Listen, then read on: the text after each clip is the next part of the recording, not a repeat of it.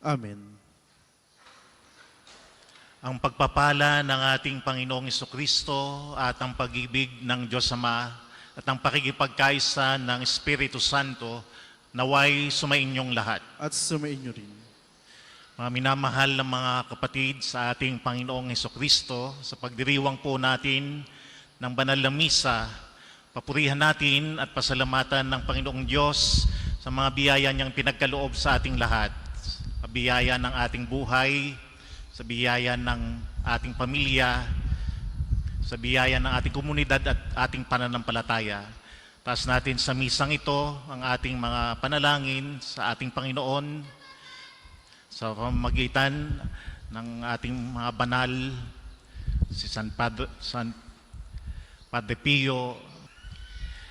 Hingin natin ang kanilang tulong sa pagtataas natin ng ating panalangin at mga intention sa Panginoong Diyos.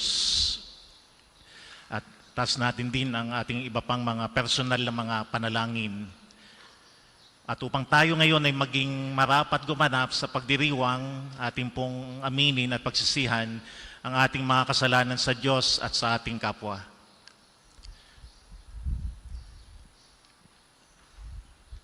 Inaamin ko Sa makapangyarihan Diyos at sa inyo mga kapatid, na lubha akong nagkasala sa isip, sa salita at sa gawa, at sa aking pagkukulang.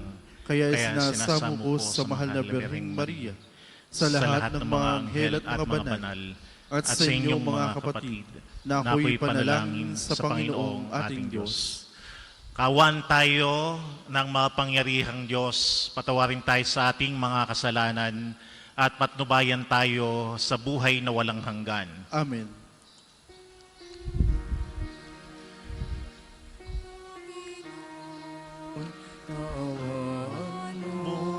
Kami, Panginoon, kawaan mo kami. Kristo, kawaan mo kami. Kristo, kawaan mo kami. Panginoon, kawaan mo kami. Panginoon, kawaan mo kami.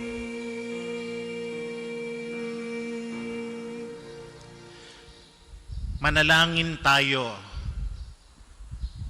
Ama naming makapangyarihan, ginawa mong umusbong ang lalong marami pang Kristiyano mula sa dugong dumanak sa mga martir.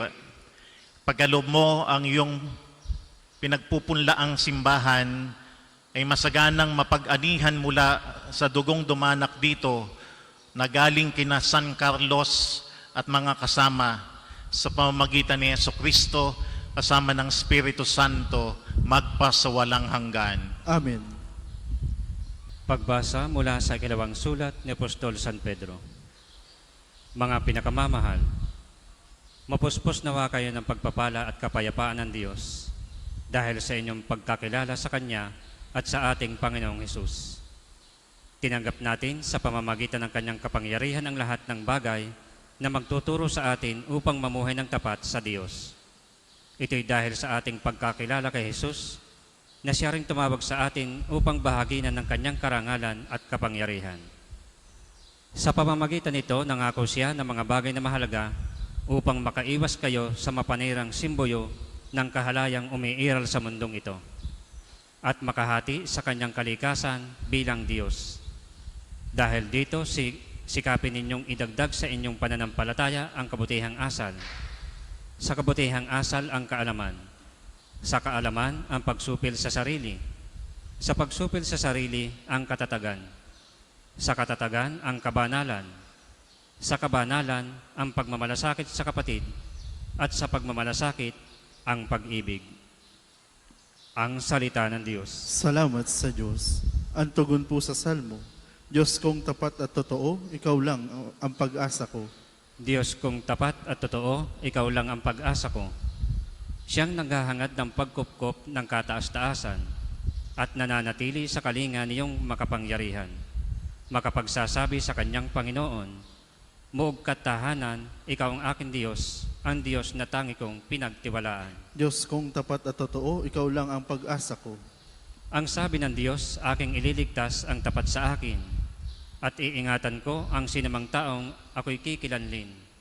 Pag sila'y tumawag, laging handa ako na sila'y pakinggan, aking sasamahan at kung may hilahil ay sasaklolohan. Diyos kong tapat at totoo, ikaw lang ang pag-asa ko. Aking ililigtas at ang bawat isa ay pararangalan. Sila'y bibigyan ko't gagantimpalaan ng mahabang buhay at nakatitiyak na ang tatamuhin nila'y kaligtasan. Diyos kong tapat at totoo, ikaw lang ang pag-asa ko. Magsitayo po ang lahat.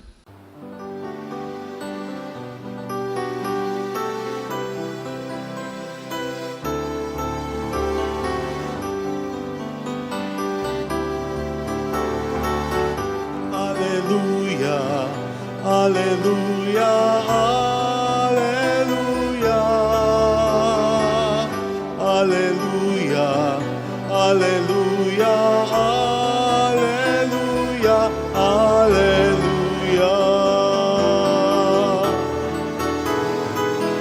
hallelujah, hallelujah, hallelujah, hallelujah, hallelujah. Hallelujah, hallelujah, hallelujah, hallelujah.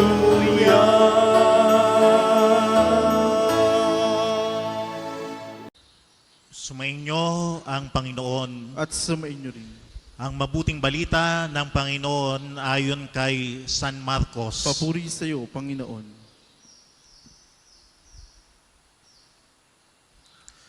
Noong panahong iyon, nagsimulang magsalita si Jesus sa mga punong saserdote, mga eskriba at matatanda ng bayan sa pamamagitan ng mga talinhaga.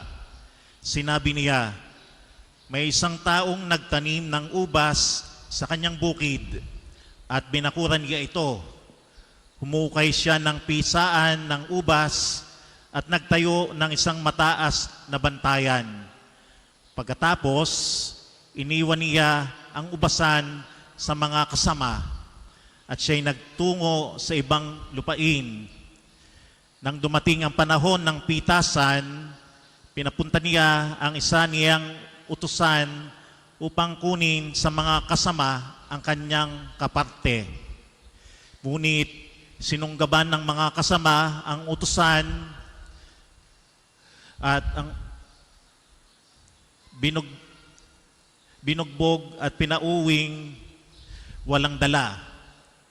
Ang may-ari nagpapunta uli ng ibang utusan, ngunit kanilang pinukpok ito sa ulo at dinusta. Nag-utos na naman siya ng isa pa, ngunit pinatay nila ang utosang iyon. Gayun din ang ginawa nila sa marami pang iba. May binugbog at may pinatay. Iisa na lang ang natitira na maaring papuntahin sa kanila, ang kanyang minamahal na anak. Ito ang kauli-ulihang pinapunta niya. Igagalang nila ang aking anak, wika niya sa sarili. Ngunit ang mga kasamay nag-usap-usap. Ito ang tagapagmana. Halikayo, patayin natin at nang mapasa atin ang kanyang mamanahin.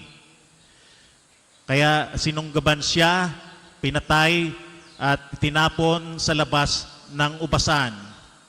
Ano ngayon ang gagawin ng may-ari ng ubasan?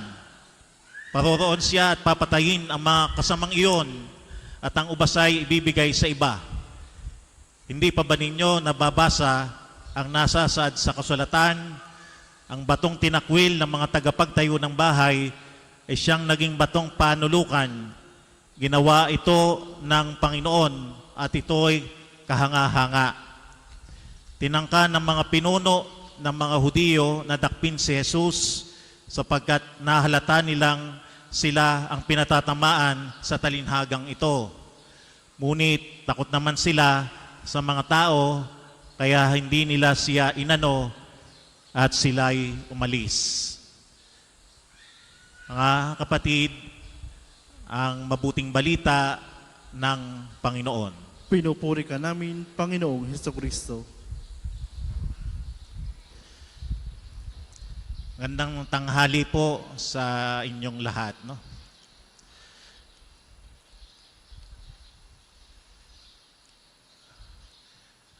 Tragic, kagimbal-gimbal ang ending ng kwento ng Ebanghelyo, ang talinhaga tungkol sa ubasan, no?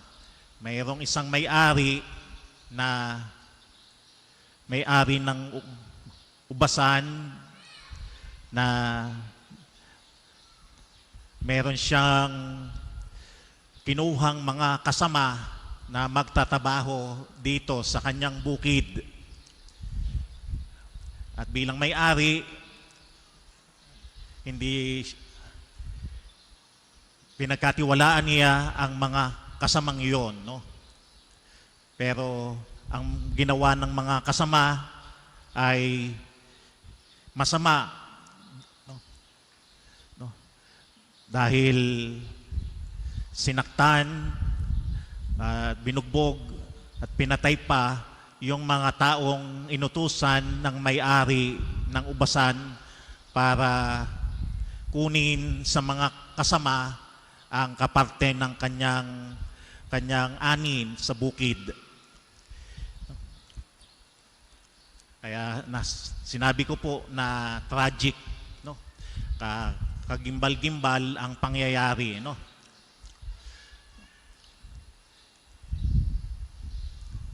Ito'y parabola ng Panginoon, no? Talinhaga, no? Na may kaugnayan sa ating buhay, no?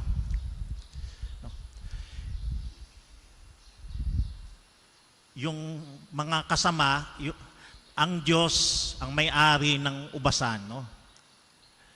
Ang Diyos ang may-ari ng ating buhay, no? Tayo ay kanyang mga kasama, no? O sabihin natin po tayo ay mga katiwala ng Diyos, no?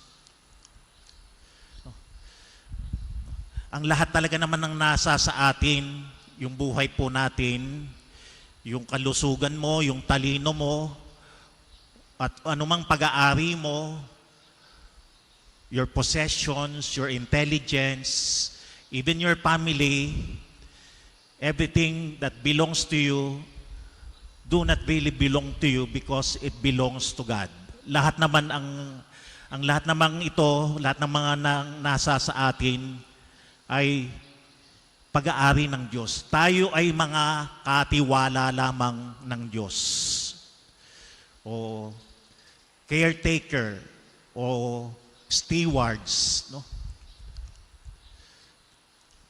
Huwag tayong kikilos na para bang yung kung ano man yung nasa sa atin ay talagang ating-atin. May mga tao talaga na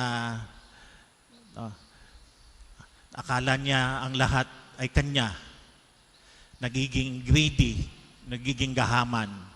Ito yung nangyari dun sa mga katiwala o sa mga kasama. Inangkin nila yung ubasan, na hindi naman sila ang may-ari, sila'y pinagkatiwalaan lamang ng tunay na may-ari. Tayo nga po ay mga katiwala lamang ng Diyos, no? Yung buhay, yung ano man na nasa sa atin, ito'y pinagkatiwala lang sa atin ng Diyos, no? Dapat nating pangalagaan. At kung ano man yung meron tayo, hindi para ito ay ating angkinin at sarilinin, kundi bagkus inaasahan ng Diyos sa atin ay bunga, maging mapagbigay tayo, maging mapagbahagi tayo.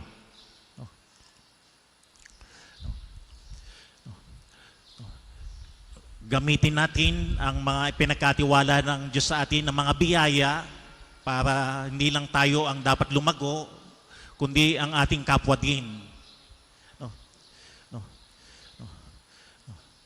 Dahil ang katotohanan nga ng lahat naman talaga ay mula sa Diyos. Ang lahat naman talaga ng biyaya ay galing sa Diyos. No? No? Kung tayo ay malakas, tayo ay malusog, magpasalamat tayo. No? Kung tayo ay may sakit, no? No? Lakasan natin ang ating loob, manampalataya tayo, no? No? No? Maniwala tayo, may tulong ang Diyos. No? No? Ang lahat ay pinagkatiwala lang sa atin. No? No? No? Everything is entrusted to us by God. Everything is grace. No? At dapat natin itong pahalagahan. No? No? No? No? Pinakikita din ng talinhagang ito, no?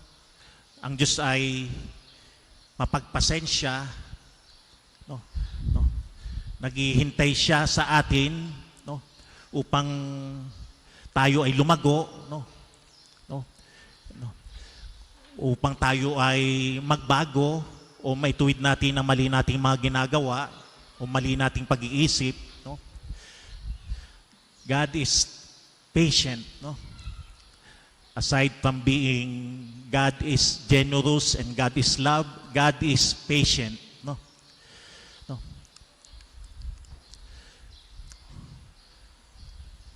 Kaya nga pahalagahan natin ang mga biyaya ng Diyos, ang ginagawa ng Diyos sa atin, no? No. Ang mga pinagkatiwala sa atin ng Diyos.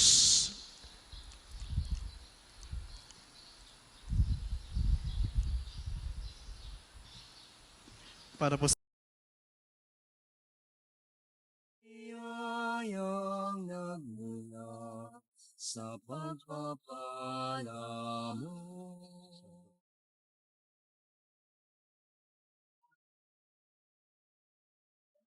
Ibig mo, ngayon nananalig, nagmahal sa'yo.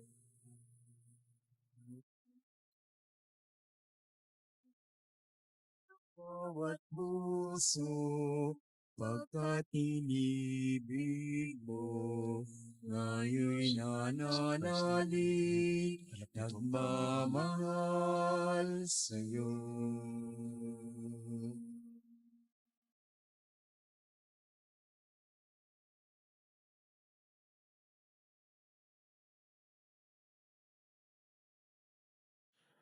magsitayo po ang lahat.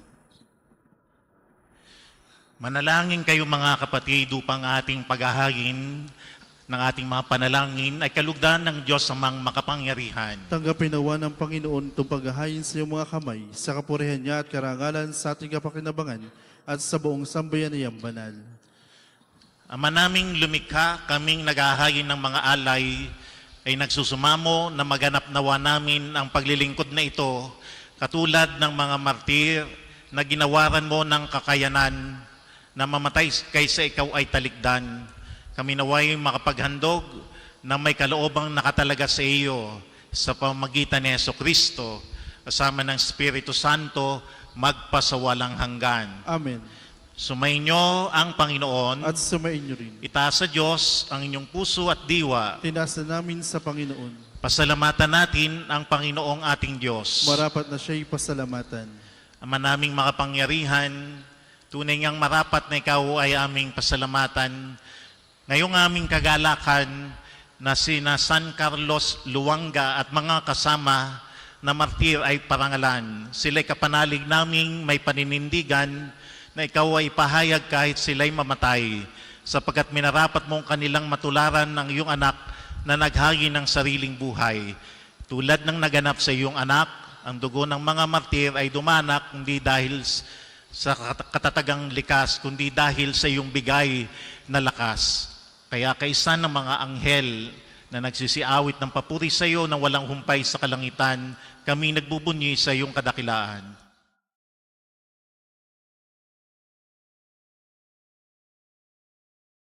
Santo, Santo, Santo, Panginoong Diyos Ng mga hukbo na pupuno ang langit at lupa ng kadakilaan mo. O Sana, sana, sa kaitaasan, pinagpalang na paririto sa ngalan ng Panginoon. O sana, sa kaitaasan. Kung hindi po kayang lumuhod ay manatili pong nakatayo na may paggalang. Ama naming banal, ikaw ang bukal ng tanang kabanalan. Kaya sa pamagitan ng iyong Espiritu, gawin mong banal ang mga kaloob na ito upang para sa amin ay maging katawan at dugo ng aming Panginoong Hesukristo. Bago niya pinagtiisang kusang loob na maging handog, hinawakan niya ang tinapay, pinasalamatan kaniya, pinaghati-hati niya yon, iniabot sa kanyang mga alagad at sinabi, tanggapin ninyong lahat ito at kanin. Ito ang aking katawan na ihahandog para sa inyo.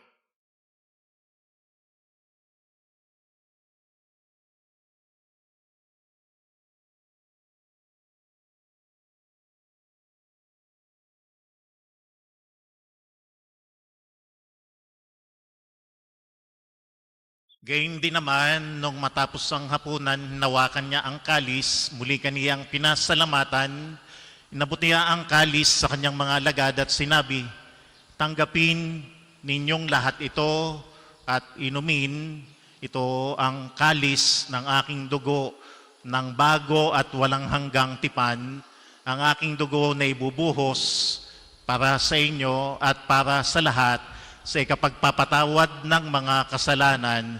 Gawin ninyo ito sa pag-alaala sa akin.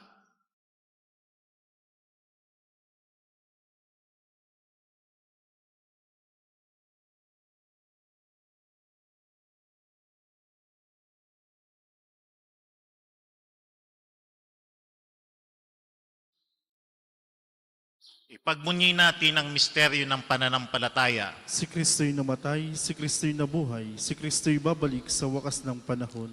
Ama, ginagawa namin ngayon ng pag-alaala sa pagkamatay at muling pagkabuhay ng iyong anak.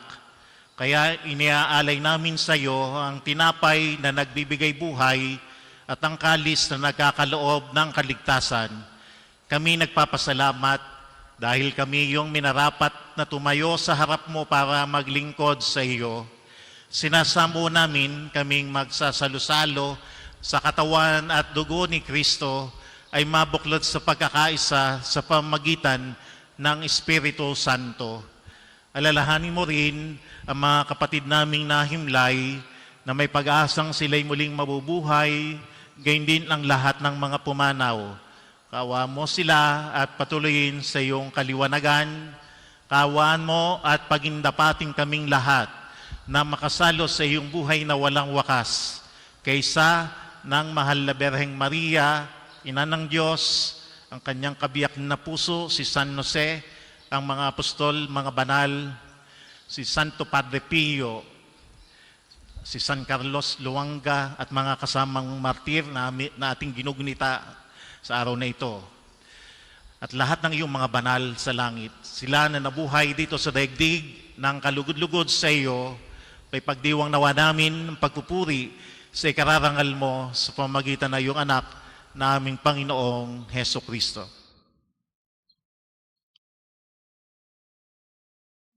Sa pamamagitan ni Kristo, kasama niya at sa Kanya, ang lahat ng parangal at papuri ay sa iyo, Diyos Amang makapangyarihan, kasama ng Espiritu Santo, magpasawalang hanggan.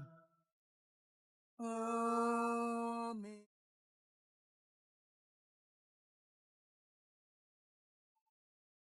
Amen.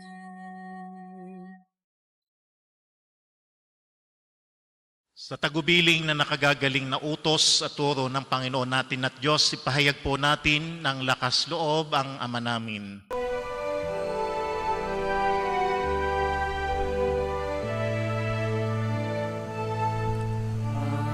Namin sumasalangit ka, sambahin ang ngalan mo, mapasa amin ang kaharian mo, sundin ang loob mo. Dito sa lupa para lang sa langit, bigyan mo po kami ngayon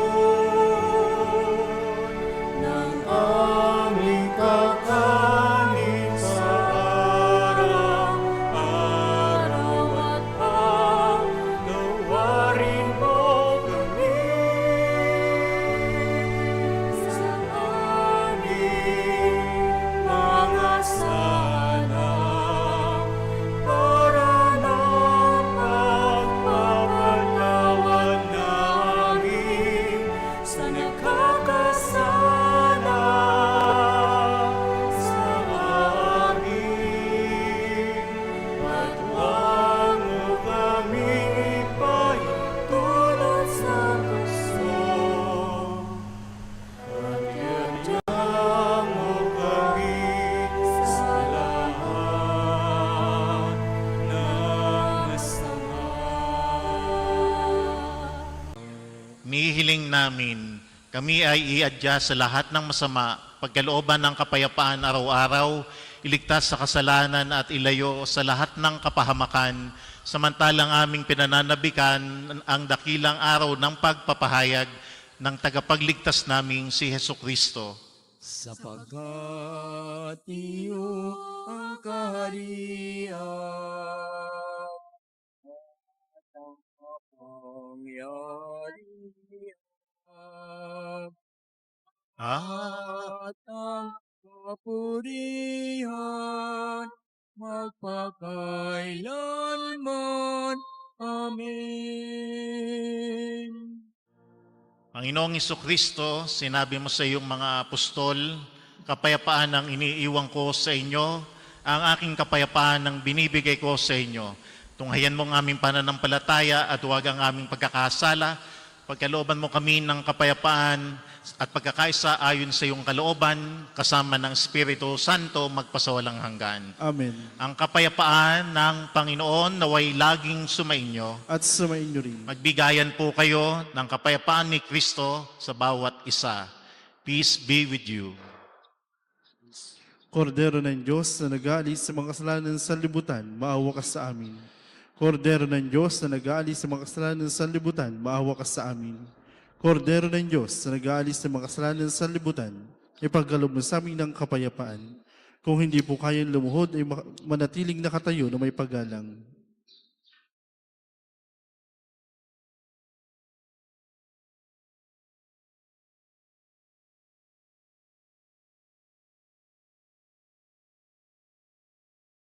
Narito ang ating Panginoong Hesukristo, ang kordero ng Diyos na nag-aalis ng mga kasalanan ng sanlibutan, mapapalad ngayon ang lahat na inanyayahan sa kanyang piging. Panginoon, hindi ako karapat-dapat na magpatuloy sa iyo. Ngunit sa isang salita mo lamang ay gagaling na ako.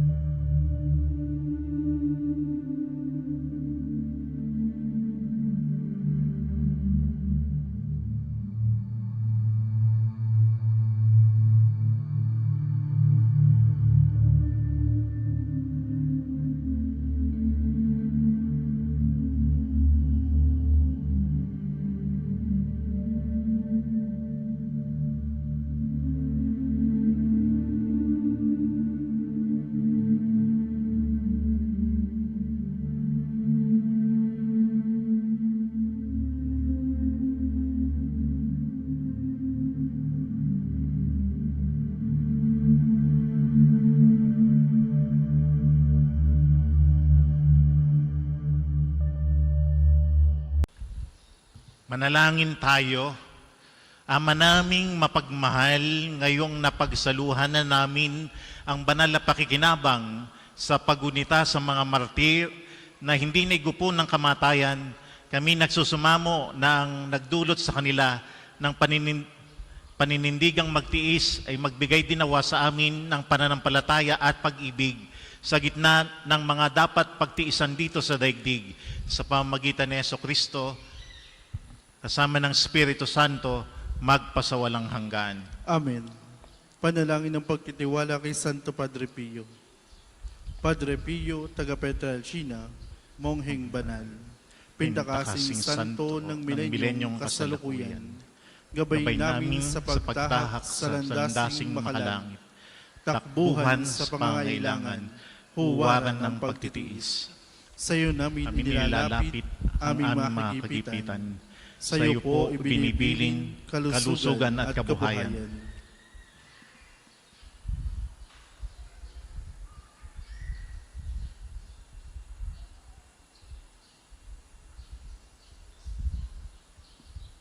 Di man karapat-dapat, kami po ay pagbigyan, bendisyonan at basbasan, maging ganap sa buhay. Lumayo nawa kami, umiwas sa kasalanan, lumapit lagi sa Diyos, maging matatag at matibay. Sa mabuting balita ng pagliligtas, turuan mo kami nawa. Sa tuwina ay makinig, magnilay at sumampalataya. Amin pong pakiusap itong mga kahilingan. Puso ay nagsisisi, nagtitikang taimtiman. Di na muling magkasala, sunod lagi sa Diyos Amang, kaysa ng Espiritu at ni Jesus sa tagapamagitan. Amen. Sumainyo ang Panginoon At sumainyo rin. at pagpalain kayong lahat ng ating makapangyarihan, mapagkalingang Diyos, ang Ama, Anak, at Espiritu Santo. Amen. Tapos na po ang ating pagdiriwang, mayo kayo upang ang Panginoong Diyos ay mahalin at paglingkuran sa inyong kapwa. Salamat sa Diyos.